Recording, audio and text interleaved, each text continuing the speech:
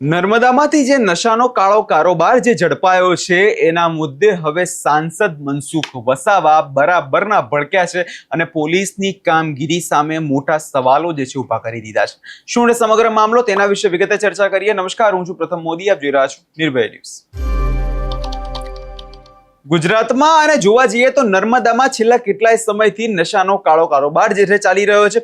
આના મુદ્દે સાંસદ મનસુખ વસાવા દ્વારા આની પહેલા પણ ઘણો બધી વાર જે છે રજૂઆતો કરવામાં આવી હતી, હર્ષ સંઘવીને પત્રો પણ લખવામાં આવ્યા હતા, પરંતુ તે છતાં પોલીસ દ્વારા કોઈ પણ પ્રકારની નક્કર કાર્યવાહી જે છે ત્યાંની સ્થાનિક પોલીસ જે છે કરી નથી રહી। અને હવે જ્યારે મુંબઈ પોલીસે નર્મદામાંથી જે નશાનો કાળો કારોબાર ઝડપી પાડ્યો છે એને લઈ હવે મનસુખ વસાવાએ પોલીસની કામગીરી પર મોટા સવાલો જે છે ઊભા કરી દીધા છે અને કહી દીધું છે કે જો મુંબઈ પોલીસ જે છે આ નશો પકડી શકતી હોય તો ત્યાંની સ્થાનિક પોલીસ, નર્મદાની પોલીસ શું કરી રહી હતી, ક્યાં સૂતેલી હતી।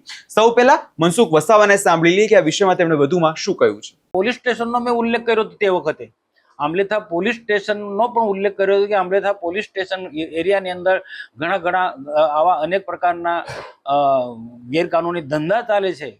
એ મેં સીધો આક્ષેપ કર્યો અને એની સાથે જોડાયેલો મુદ્દો આજે છે જે વરખડની અંદર જે ડ્રગ્સને લગતું કે કેફી દ્રવ્યો જે પકડાયું છે। આજે મુંબઈની પોલીસને બાકી પોલીસ તંત્ર બિલકુલ એનો તપાસી રહ્યો છે। હું અભિનંદન આપું છું આ સાથે જોડાયા, પણ નર્મદા જિલ્લાની પોલીસની શરમજનક છે અને ખાસ કરીને આંબલેથા વિસ્તારના જે પીઆઈ હશે કે જે એ સાથે જોડાયેલ સમગ્ર પોલીસ તંત્રને હું એની નિંદા કરું છું કે એમના નજર હેઠળ આ પ્રકારના કૃત્ય ચાલતા હતા અને આમને નર્મદાની પોલીસને ખબર નથી। હું તો કહું નર્મદાની પોલીસને ગૃહ વિભાગ તાત્કાલિક સસ્પેન્ડ કરી નાખવા જોઈએ હું માંગ કરું છું। પોલીસ સ્ટેશનનો મેં ઉલ્લેખ કર્યો હતો તે વખતે આંબલેથા પોલીસ સ્ટેશનનો પણ ઉલ્લેખ કર્યો હતો કે આંબલેથા પોલીસ સ્ટેશન એરિયાની અંદર ઘણા આવા અનેક પ્રકારના ગેરકાનૂની ધંધા ચાલે છે। એ મેં સીધો આક્ષેપ કર્યો અને એની સાથે જોડાયેલો મુદ્દો આજે છે જે વરખડની અંદર જે ડ્રગ્સને લગતું કે કેફી દ્રવ્યો જે પકડાયું છે। આજે મુંબઈની પોલીસને બાકી પોલીસ તંત્ર બિલકુલ એનો તપાસી રહ્યો છે। હું અભિનંદન આપું છું આ સાથે જોડાયા, પણ નર્મદા જિલ્લાની પોલીસની શરમજનક છે અને ખાસ કરીને આંબલેથા વિસ્તારના જે પીઆઈ હશે કે જે એ સાથે જોડાયેલ સમગ્ર પોલીસ તંત્રને હું એની નિંદા કરું છું કે એમના નજર હેઠળ આ પ્રકારના કૃત્ય ચાલતા હતા અને આમને નર્મદાની પોલીસને ખબર નથી।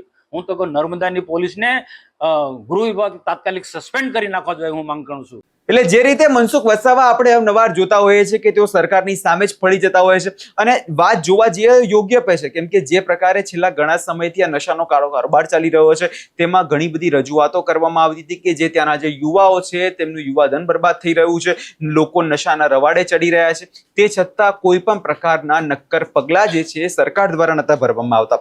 વધુમાં જો આજના દિવસની વાત કરીએ તો આજે જે આખો મામલો સામે આવ્યો હતો કે મહારાષ્ટ્રના મુંબઈથી શરૂ થયેલા નશાના કાળો કારોબારના તાર છેક નર્મદા સુધી પહોંચ્યા હતા। મુંબઈમાં ઝડપાયેલા નશાના પદાર્થ જથ્થાની પૂછપરછના આધારે મુંબઈ પોલીસની એક ટીમ તાત્કાલિક નર્મદા જિલ્લાના નાંદોદ તાલુકાના વરખંડ ગામે પહોંચી અને ત્યાં પહોંચીને સર્ચ ઓપરેશન હાથ ધરવામાં આવ્યું હતું અને આજને લઈ જ હવે મનસુખ વસાવાએ પોલીસ પર ગંભીર આક્ષેપો લગાવ્યા છે।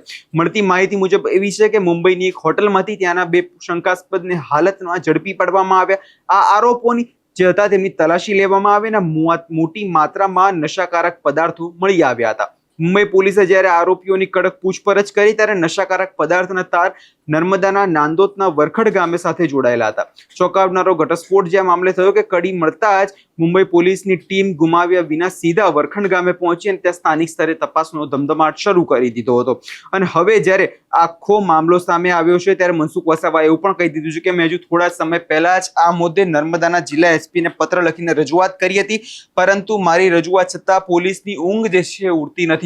પોલીસ ખાલી હાથ પર હાથ રાખીને બેસી રહે છે અને અન્ય વિસ્તારના જે લોકો છે, અન્ય વિસ્તારની જે પોલીસો છે તે પહોંચીને આખો આ જે નશાનો કાળો કારોબાર ઝડપી પાડે છે। તો ગુજરાતની પોલીસ શું કરી રહી હતી? ગુજરાતની પોલીસ ખાલી મોટી વાતો કરે છે, મોટા વાયદાઓ આપે છે, પરંતુ જે પ્રકારે નક્કર કાર્યવાહી કરવી જોઈએ એ કાર્યવાહી કેમ નથી કરવામાં આવતી એવા સવાલો પણ હવે મનસુખ વસાવાએ પૂછી લીધા છે।